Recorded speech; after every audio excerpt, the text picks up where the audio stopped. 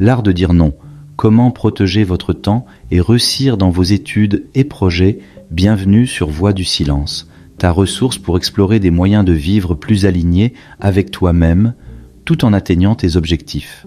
Aujourd'hui, on va aborder un sujet essentiel, surtout si tu es étudiant, élève ou que tu viens de démarrer un nouveau projet. L'art de dire non. Dire non peut sembler difficile, voire inconfortable, mais c'est en réalité une compétence clé pour protéger ce qui est le plus précieux dans ta vie, ton temps et ton énergie. Imagine toutes ces fois où tu t'es retrouvé à dire oui à des demandes ou des invitations, tout en sachant que cela allait grignoter du temps sur tes études ou sur ton projet personnel. À force de vouloir faire plaisir à tout le monde, on finit par s'éloigner de ses propres priorités. Ça te parle ? Dans cette vidéo, tu vas découvrir pourquoi dire non est crucial pour protéger ton temps et ton énergie, comment dire non de manière respectueuse, sans culpabiliser, des stratégies concrètes pour gérer les distractions et les interruptions, que ce soit à l'école, à la fac ou dans ton projet. Avant de plonger dans le vif du sujet, n'oublie pas de t'abonner à Voix du Silence et de liker cette vidéo si tu veux apprendre à mieux gérer ton temps et atteindre tes objectifs sans te perdre dans des distractions inutiles. Ça prend 2 secondes et c'est un petit geste qui peut t'aider à rester aligné avec toi-même. L'art de dire non. Dire non, ce n'est pas simplement refuser quelque chose, c'est protéger ton temps, ton énergie et ta concentration en faisant des choix conscients. Tu ne peux pas tout accepter sans sacrifier quelque chose d'essentiel. Dire non, c'est savoir tracer des limites pour te recentrer sur ce qui compte vraiment. Protéger ton temps. Le temps est une ressource non renouvelable. Une fois perdu, tu ne peux pas le récupérer.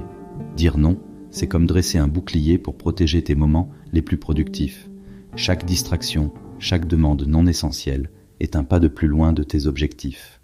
Réussir dans tes études et projets, que tu sois en train de préparer un examen ou de lancer un projet personnel, la réussite ne vient pas seulement du travail dur, mais du travail intelligent. Apprendre à dire non aux choses qui ne contribuent pas à ton succès est un acte de discipline qui te permet de rester concentré sur ce qui t'amènera là où tu veux aller. Je vais te raconter une histoire qui m'a été rapportée il y a quelques mois. Lisa, une étudiante en dernière année de psychologie à Paris, m'a expliqué qu'au début de ses études, elle avait beaucoup de mal à dire non à ses amis et à toutes les invitations sociales qui lui étaient faites. Entre les soirées étudiantes, les groupes d'études qui dérivaient souvent en discussions interminables et des activités parascolaires, Lisa se retrouvait épuisée et elle avait du mal à avancer dans ses révisions. À un moment donné, elle a réalisé que si elle continuait ainsi, elle risquait d'échouer ses examens. C'est à ce moment qu'elle a décidé de changer sa manière de gérer son temps. Elle a commencé à dire non à certaines activités, à refuser les réunions non essentielles et à planifier du temps uniquement pour ses révisions. Au début, ça a été difficile car ses amis ne comprenaient pas pourquoi elle devenait plus sélective. Mais après quelques semaines, elle a commencé à voir des résultats. Ses notes se sont améliorées et elle avait plus d'énergie pour se concentrer sur l'essentiel. En racontant cette histoire, tu te rends peut-être compte que tu es dans une situation similaire. N'hésite pas à partager en commentaire un moment où tu as dû dire non ou à me dire si tu trouves difficile de poser ces limites dans ta vie quotidienne. On est là pour en discuter et s'entraider. Si cette histoire t'a parlé ou si tu te reconnais dans cette situation, laisse un petit like ou partage cette vidéo avec quelqu'un qui pourrait en avoir besoin. C'est une manière simple d'encourager des changements positifs autour de toi. L'art de dire non n'est pas un luxe. C'est une nécessité si tu veux atteindre tes objectifs sans sacrifier ton bien-être. Dans cette vidéo, je vais te montrer comment dire non sans culpabiliser et comment cette simple habitude peut transformer ta manière de gérer ton temps et tes études ou projets. Maintenant que tu connais les bases et que tu comprends l'importance de dire non, plongeons dans le vif du sujet. On commence par voir pourquoi dire non est essentiel et comment cela peut t'aider à protéger ton temps. Chapitre 1. Pourquoi dire non est essentiel pour protéger ton temps et ton énergie ? Maintenant que tu comprends pourquoi l'art de dire non est crucial, il est temps de plonger dans le cœur du sujet. Pourquoi dire non est essentiel pour protéger ton temps et ton énergie ? On pourrait penser que dire non, c'est simplement refuser une demande, mais c'est bien plus que ça. Dire non, c'est défendre ton temps et ton énergie comme si c'était tes ressources les plus précieuses. Et devine quoi ? Elles le sont. Ton temps est limité. Peu importe ce que tu fais, tu n'en auras jamais plus. Quand tu dis oui à une invitation, à un projet ou à une activité qui n'est pas en lien direct avec tes priorités, tu dis indirectement non à ce que tu veux vraiment accomplir. Imagine un instant que chaque oui que tu dis à une distraction t'éloigne un peu plus de tes études, de ton projet personnel ou même de tes moments de repos nécessaires. Il y a quelques années, j'ai rencontré un étudiant en médecine, Samuel, à Toulouse. Samuel était brillant, mais il avait un problème. Il avait du mal à dire non. Quand ses amis lui proposaient une sortie au cinéma ou quand ses collègues lui demandaient de participer à des projets de groupe, il acceptait toujours, pensant que cela renforcerait ses relations et le rendrait plus disponible pour les autres. Mais au bout d'un moment, Samuel a commencé à se rendre compte que son temps libre se réduisait comme une peau de chagrin. Il rentrait tard chez lui, épuisé, et ses études en pâtissaient. Un soir, alors qu'il était sur le point de refuser une soirée d'études supplémentaires pour réviser seul, il a eu une révélation. Chaque fois qu'il disait oui à une demande, il disait non à lui-même. Il s'est alors demandé « Qui vais-je privilégier ? Mes amis ou ma réussite ?» Cette simple réflexion lui a permis de commencer à poser des limites. Samuel a appris à dire non de manière respectueuse mais ferme. En quelques mois, il a trouvé un équilibre entre sa vie sociale et ses études. Il a fini par réussir ses examens avec brio, tout en maintenant des relations saines avec ses amis. Si tu es dans une situation similaire, où tu te sens partagé entre dire oui à tout et te concentrer sur tes priorités, n'hésite pas à me dire en commentaire comment tu gères cette tension. Je serai ravi d'échanger avec toi sur ce sujet. Dire non, ce n'est pas seulement une question de temps, c'est aussi une question d'énergie. Imagine que tu as une batterie intérieure. Chaque tâche, chaque engagement, chaque activité que tu acceptes la décharge un peu plus. Si tu dis oui à tout, tu te retrouves avec une batterie vide avant même d'avoir commencé ce qui compte vraiment pour toi. Les experts en gestion du temps comme Laura Vanderkam, une auteure renommée sur la productivité, parlent souvent de l'idée de protéger ta capacité mentale. Elle explique que dire non permet de réserver ton énergie pour ce qui a vraiment de la valeur. Plus tu dis oui à des demandes extérieures, plus tu dilapides ton énergie mentale et émotionnelle, ce qui t'empêche de donner le meilleur de toi-même là où ça compte vraiment. Je te propose un exercice simple pour mieux évaluer l'impact de tes choix. Pendant une semaine, note toutes les fois où tu dis oui à des demandes qui ne sont pas liées à tes objectifs prioritaires. Ensuite, fais une réflexion. Comment ces oui ont-ils impacté ton temps et ton énergie ? As-tu ressenti un manque de concentration ou d'énergie pour ce qui compte vraiment pour toi ? N'hésite pas à partager dans les commentaires les moments où tu as dit non récemment et comment cela a influencé ton emploi du temps ou ton énergie. Je suis sûr que beaucoup d'entre vous ont des expériences enrichissantes à partager sur ce sujet. Si tu trouves cette réflexion utile et que tu te reconnais dans ce que je viens d'expliquer, prends une seconde pour liker cette vidéo. Cela m'aidera à continuer à te fournir des conseils pratiques pour protéger ton temps et ton énergie tout en avançant vers tes objectifs. Dire non est un acte de respect envers toi-même et tes objectifs. Cela te permet de préserver ton temps et ton énergie, deux ressources essentielles pour réussir dans tes études ou tes projets. Comme Samuel, tu apprendras à dire non sans culpabiliser, en sachant que chaque refus est une opportunité de te concentrer sur ce qui compte vraiment. Maintenant que tu as compris pourquoi dire non est si important pour protéger ton temps et ton énergie, passons à la manière de dire non sans culpabiliser, tout en maintenant des relations positives avec les autres. Parce que oui, il est possible de poser des limites tout en restant respectueux. Ton temps est limité. Peu importe ce que tu fais, tu n'en auras jamais plus. Quand tu dis oui à une invitation, à un projet ou à une activité qui n'est pas en lien direct avec tes priorités, tu dis indirectement non à ce que tu veux vraiment accomplir. Imagine un instant que chaque oui que tu dis à une distraction t'éloigne un peu plus de tes études, de ton projet personnel ou même de tes moments de repos nécessaires. Il y a quelques années, j'ai rencontré un étudiant en médecine, Samuel, à Toulouse. Samuel était brillant, mais il avait un problème. Il avait du mal à dire non.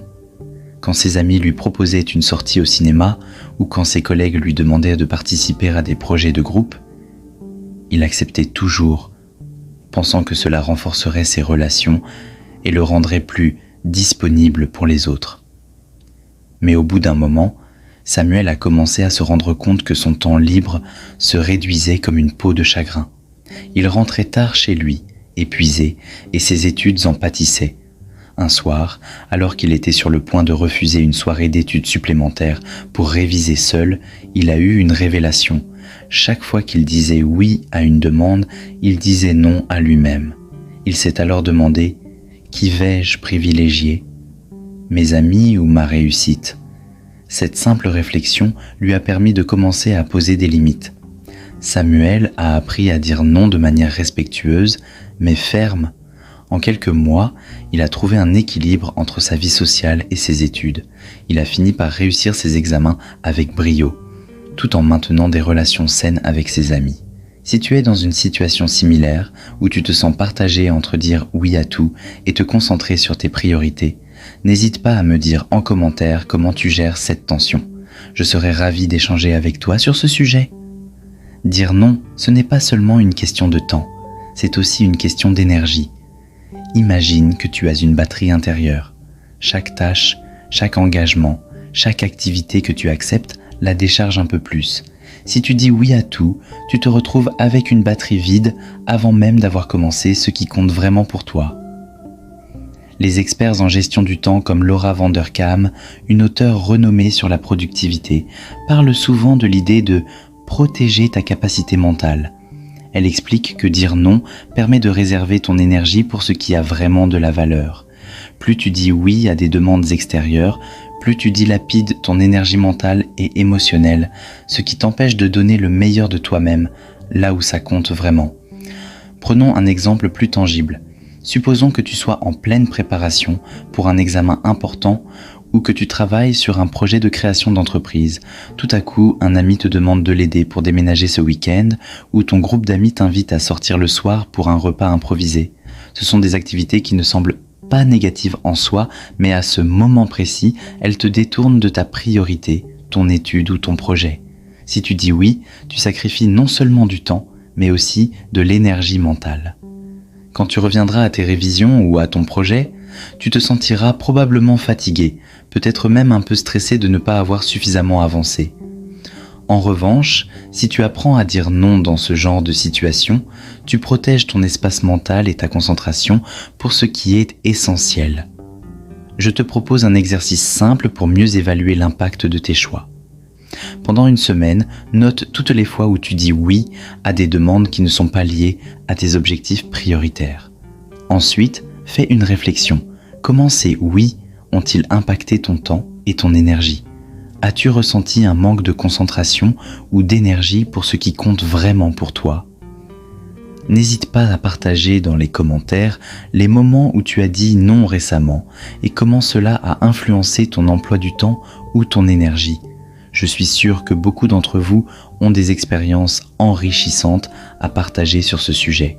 Si tu trouves cette réflexion utile et que tu te reconnais dans ce que je viens d'expliquer, prends une seconde pour liker cette vidéo. Cela m'aidera à continuer à te fournir des conseils pratiques pour protéger ton temps et ton énergie, tout en avançant vers tes objectifs. Dire non est un acte de respect envers toi-même et tes objectifs. Cela te permet de préserver ton temps et ton énergie, deux ressources essentielles pour réussir dans tes études ou tes projets.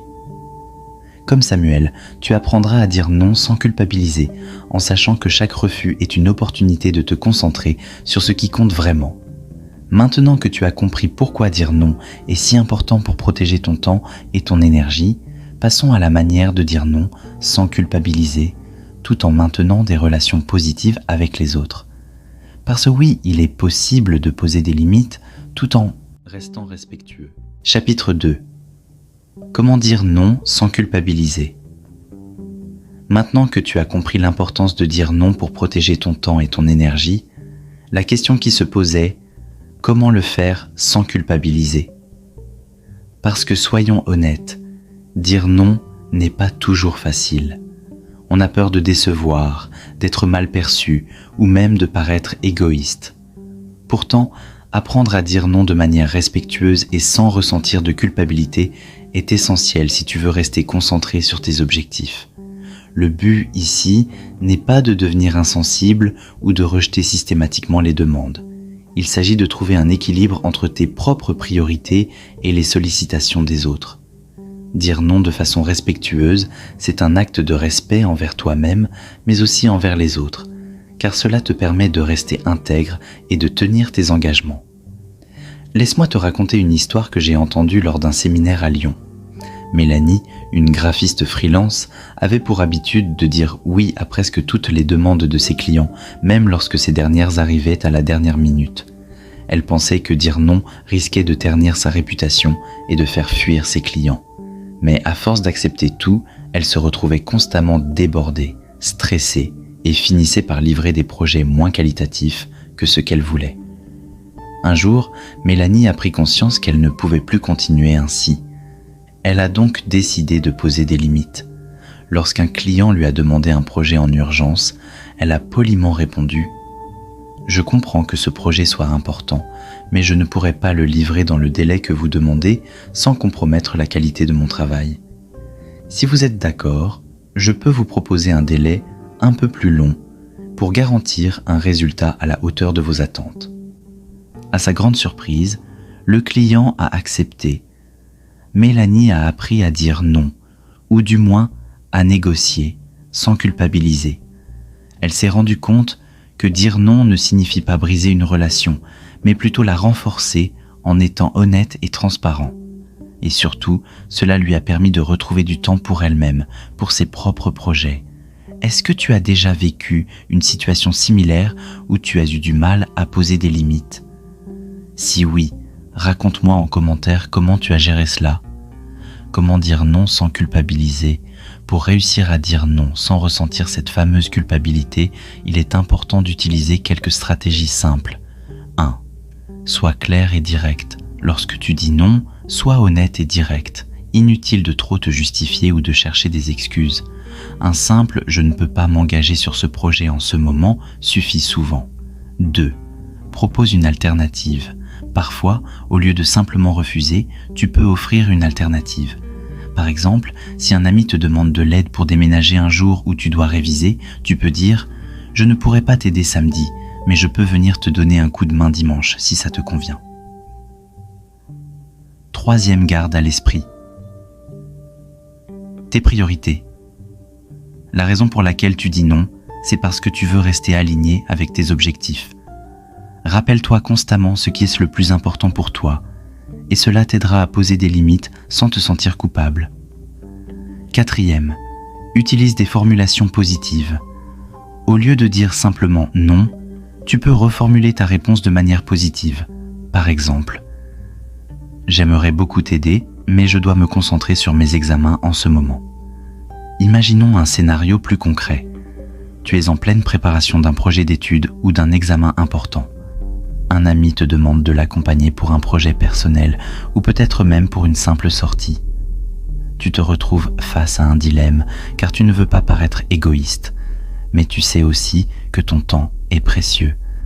Plutôt que de dire oui par peur de le décevoir, tu pourrais répondre « J'apprécie beaucoup que tu aies pensé à moi, mais je dois vraiment me concentrer sur mes études cette semaine. Peut-être qu'on pourrait se voir après mes examens ?» Avec cette réponse, tu restes respectueux tout en maintenant tes priorités intactes.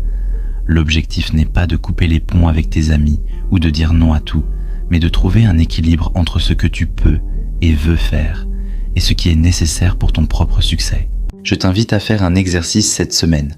Chaque fois qu'on te demande un service, une sortie ou une tâche qui ne correspond pas à tes priorités, prends 1 minute pour réfléchir avant de répondre. Demande-toi, est-ce que dire oui à cette demande va m'éloigner de mes objectifs actuels? Si la réponse est oui, Essaye de dire non de manière respectueuse en utilisant l'une des stratégies que je t'ai proposées. Et si tu as l'impression que dire non est un défi pour toi, partage cette difficulté dans les commentaires. Je serai là pour te donner des astuces supplémentaires et t'encourager dans cette démarche.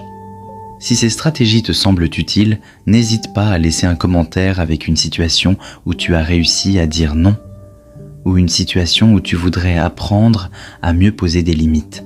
Et si tu trouves que ces conseils pourraient aider un ami, pense à partager cette vidéo avec lui. Tu pourrais l'aider à gérer son temps et ses priorités aussi. Dire non sans culpabiliser, c'est un art que tu peux maîtriser avec de la pratique, en utilisant des réponses respectueuses et en restant aligné avec tes objectifs. Tu verras que poser des limites devient plus facile et que tu gagnes du temps et de l'énergie pour ce qui compte vraiment. Comme Mélanie, tu découvriras que dire non peut renforcer tes relations tout en préservant ton propre bien-être. Maintenant que tu sais comment dire non sans culpabiliser, passons à la prochaine étape. Comment gérer les distractions et les interruptions pour rester concentré sur tes études ou tes projets. Parce que même si tu dis non, les distractions, elles, ne cessent jamais de se présenter. Chapitre 3. Comment gérer les distractions et rester concentré. Maintenant que tu sais comment dire non de manière respectueuse et sans culpabilité, il est temps de parler d'un autre défi majeur, les distractions. Dans notre monde hyper connecté, les distractions sont partout. Que ce soit les notifications sur ton téléphone, les réseaux sociaux ou même des interruptions imprévues, elles viennent constamment s'immiscer dans tes moments de concentration. Pourtant, pour avancer dans tes études ou projets, il est crucial de savoir gérer ces distractions pour protéger ton focus. Même si tu as dit non aux engagements extérieurs, il est facile de se laisser happer par une vidéo YouTube, un message d'un ami ou une envie soudaine de regarder ce qui se passe sur Instagram. Le problème, c'est que chaque fois que tu te laisses distraire, tu perds non seulement du temps, mais aussi de l'énergie mentale. Rester concentré est une compétence à développer. Et dans ce chapitre, je vais te donner des stratégies concrètes pour y arriver. Il y a quelques semaines, j'ai discuté avec Thomas, un étudiant en informatique à Bordeaux. Il m'a raconté comment, au début de son parcours, il avait énormément de mal à rester concentré pendant ses sessions de révision. Même s'il s'était réservé du temps pour étudier, il se retrouvait constamment interrompu par les notifications sur son téléphone ou par l'envie de vérifier ses réseaux sociaux. Cela lui arrivait si souvent qu'à la fin de la journée, il avait l'impression de n'avoir rien accompli de significatif. Thomas a alors décidé d'adopter une méthode simple mais efficace. Il a mis en place des périodes de concentration intenses où il éteignait son téléphone, désactivait toutes les notifications et se donnait un temps limité pour travailler sans interruption. C'est ce qu'on appelle la méthode Pomodoro. Pendant 25 minutes, il travaillait intensément, puis il s'accordait une pause de 5 minutes pour se détendre. Cette technique lui a permis d'améliorer considérablement sa productivité. Non seulement il était plus concentré, mais il se sentait aussi moins stressé par ses révisions, car il savait qu'il avait des moments dédiés à la détente. Peut-être as-tu aussi ce sentiment d'être constamment interrompu ou de ne pas pouvoir rester concentré aussi longtemps que tu le souhaiterais. Si c'est le cas, n'hésite pas à partager en commentaire quelles sont les distractions qui te gênent le plus dans ton quotidien. On pourra échanger des astuces ensemble pour les surmonter. Stratégie concrète pour gérer les distractions. Pour rester concentré, il est essentiel de mettre en place des stratégies qui t'aident à maîtriser tes distractions plutôt que de les subir. Voici quelques techniques qui peuvent t'aider à retrouver ton focus. 1. Désactive les notifications. Les notifications sont conçues pour capter ton attention à chaque instant. Une étude récente a montré qu'il faut en moyenne 23 minutes pour retrouver un niveau de concentration optimal après une interruption. Pour éviter cela, désactive les notifications de ton téléphone et de ton ordinateur pendant tes périodes de travail. Tu peux même activer le mode avion pour une immersion totale. 2. Utilise la méthode Pomodoro. Comme Thomas, tu peux diviser ton temps de travail en périodes de concentration intense, suivies de courtes pauses. Par exemple, travaille pendant 25 minutes sans distraction, puis fais une pause de 5 minutes. Ces petites pauses régulières permettent à ton cerveau de se reposer tout en maintenant un niveau de concentration élevé. 3. crée un environnement propice. Ton environnement a un impact énorme sur ta capacité à te concentrer. Essaie de créer un espace de travail où tu te sens à l'aise, mais aussi où tu as moins de chances d'être distrait. Cela peut être une bibliothèque, un coin tranquille chez toi, ou même un café calme. Plus ton environnement est neutre, moins tu seras tenté de te disperser. 4e, planifie tes distractions. Une autre méthode efficace consiste à planifier des moments dans ta journée pour les distractions. Par exemple, réserve 30 minutes en fin de journée pour regarder tes réseaux sociaux ou discuter avec tes amis. Savoir que tu as un temps dédié aux distractions peut t'aider à rester concentré durant tes périodes de travail. Imaginons un scénario typique. Tu as prévu de travailler sur un projet important ou de réviser pour un examen. Tu t'installes à ton bureau, prêt à commencer, mais rapidement ton téléphone vibre avec une notification. Puis, 10 minutes plus tard, tu reçois un message sur WhatsApp d'un ami qui te propose de sortir plus tard dans la journée. Ces petites interruptions semblent innocentes, mais à la fin de la journée, elles s'accumulent et perturbent ta concentration. Cette semaine, je te propose de faire un exercice simple mais puissant. Choisis une tâche importante que tu veux accomplir, que ce soit réviser pour un examen ou avancer sur un projet. Avant de commencer, mets en place l'une des techniques dont on vient de parler. Désactive tes notifications, utilise la méthode Pomodoro ou crée un environnement de travail sans distraction. Travaille ainsi pendant au moins 1 heure en utilisant des périodes de concentration intense entrecoupées de petites pauses. Ensuite, réfléchis à comment tu te sens. As-tu réussi à rester plus concentré? As-tu accompli plus en moins de temps? Partage ton expérience en commentaire, je suis curieux de savoir comment ces techniques t'ont aidé. Si tu as trouvé ces astuces utiles, n'oublie pas de liker cette vidéo et de la partager avec quelqu'un qui a aussi du mal à rester concentré.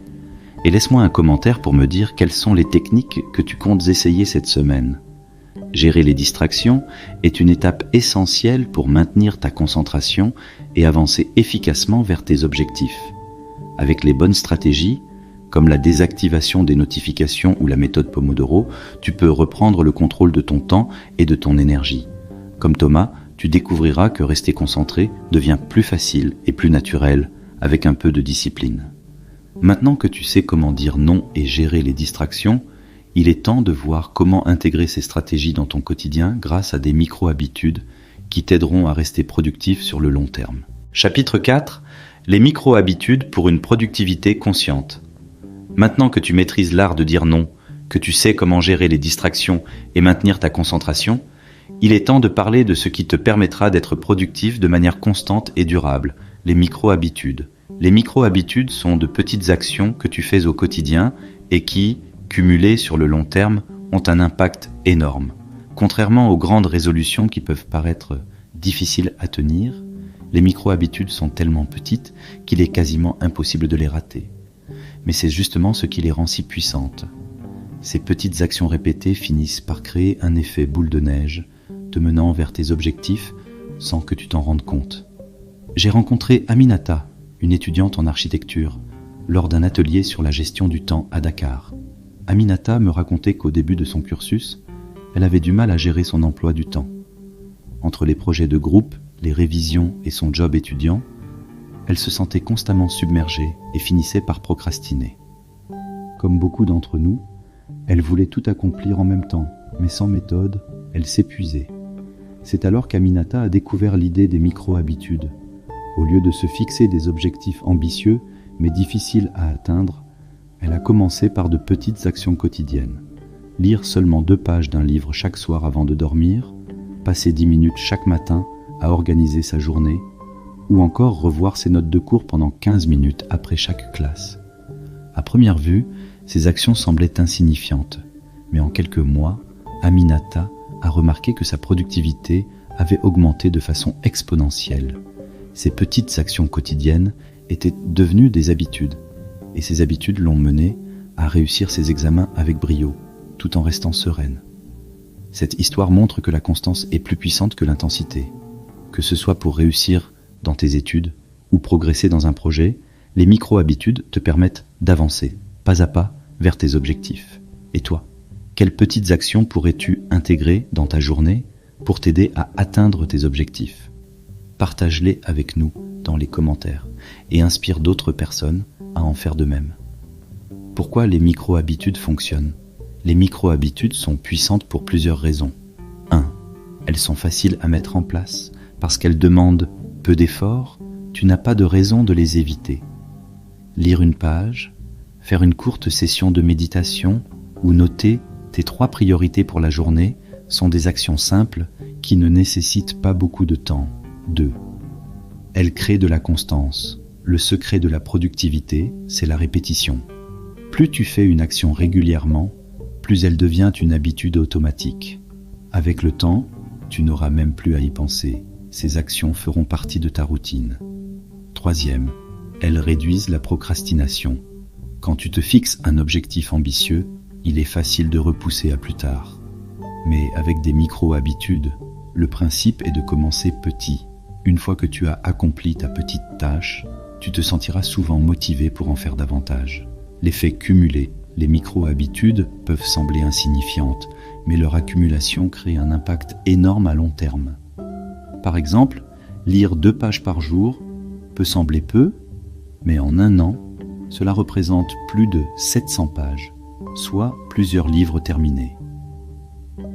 Imaginons que tu souhaites améliorer tes résultats académiques ou avancer dans ton projet personnel.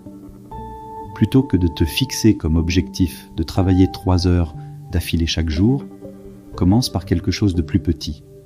10 minutes de révision après chaque cours ou 5 minutes pour revoir tes objectifs avant de commencer ta journée. Ces petites actions sont si simples que tu n'auras pas d'excuses pour ne pas les faire. Et pourtant, elles te rapprocheront progressivement de la réussite. Disons que tu souhaites aussi améliorer ton organisation. Une micro-habitude pourrait être de noter chaque soir 3 priorités pour le lendemain. Cela ne prend que quelques minutes, mais en le faisant chaque jour, tu verras rapidement à quel point cela t'aide à rester sur la bonne voie. Cette semaine, je te propose d'essayer d'adopter une micro-habitude qui correspond à un de tes objectifs actuels. Choisis quelque chose de simple et réalisable. Par exemple, si tu veux progresser dans tes études, commence par revoir tes notes pendant 10 minutes chaque jour. Si tu veux mieux organiser ta journée, note tes 3 priorités chaque matin. À la fin de la semaine, prends un moment pour évaluer l'effet de cette micro-habitude sur ta productivité. As-tu remarqué une différence ? Te sens-tu plus en contrôle de ton temps ? Partage ton expérience dans les commentaires et dis-nous quelle micro-habitude tu as mise en place. Si cette vidéo t'a aidé à comprendre l'importance des micro-habitudes, n'hésite pas à liker la vidéo et à la partager avec un ami qui pourrait aussi bénéficier de ces conseils. Et laisse-moi un commentaire pour me dire quelle micro-habitude tu aimerais adopter dans ta vie. Les micro-habitudes sont un moyen puissant de progresser vers tes objectifs sans stress. Elles demandent peu d'efforts au quotidien, mais leur effet cumulé sur le long terme est immense. Comme à Minata, tu verras que ces petites actions te mèneront plus loin que tu ne l'imagines. La clé, c'est la constance. En adoptant des micro-habitudes, tu peux rendre ta productivité non seulement plus facile, mais aussi plus alignée avec tes priorités. Maintenant que tu connais les bases des micro-habitudes, ainsi que les stratégies pour dire non, gérer les distractions et maintenir ta concentration, il est temps de conclure et de voir comment tout cela peut t'aider à réussir dans tes études et projets sans te surcharger. Conclusion, l'art de dire non et la productivité consciente. Nous avons parcouru un long chemin ensemble dans cette vidéo dédiée à la productivité consciente. Nous avons vu que pour avancer efficacement dans tes études ou tes projets, il est crucial de savoir dire non, de gérer les distractions et d'adopter des micro-habitudes qui te permettent de rester concentré sans te surcharger. Récapitulons rapidement les points essentiels que tu peux appliquer dès aujourd'hui pour améliorer ta productivité. 1. Dire non pour protéger ton temps et ton énergie. Tu as appris à poser des limites respectueuses et à dire non sans culpabiliser pour mieux te concentrer sur tes priorités. Cela te permet de rester aligné avec tes objectifs tout en respectant tes relations. 2. Gérer les distractions. Les distractions sont inévitables, mais tu peux les contrôler. En désactivant les notifications, en planifiant tes pauses et en créant un environnement propice, tu peux rester concentré plus longtemps et avancer plus efficacement. 3. Les micro-habitudes.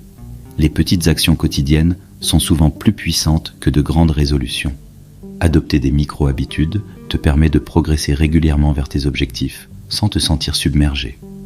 Je t'invite à faire un petit exercice pour ancrer ces concepts dans ta routine quotidienne. Prends un moment après cette vidéo pour identifier une ou deux micro-habitudes que tu pourrais commencer dès demain. Cela peut être de revoir tes notes pendant 10 minutes, de désactiver tes notifications pendant tes sessions de travail ou simplement de dire non à une demande qui ne correspond pas à tes priorités. Ces petites actions te permettront de rester concentré sur ce qui compte vraiment et de réussir sans te surmener. Si cette vidéo t'a aidé à mieux comprendre comment gérer ton temps et améliorer ta productivité, je t'invite à t'abonner à Voix du Silence, à liker cette vidéo et à la partager avec quelqu'un qui pourrait en bénéficier. Et surtout, n'oublie pas de laisser un commentaire pour me dire quelles actions tu vas mettre en place dès aujourd'hui pour rester aligné avec tes priorités. Merci d'avoir regardé cette vidéo.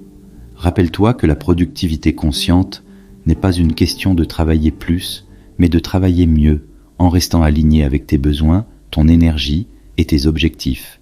À très bientôt sur Voix du Silence pour de nouvelles vidéos qui t'aideront à rester productif tout en vivant une vie plus équilibrée et alignée avec toi-même.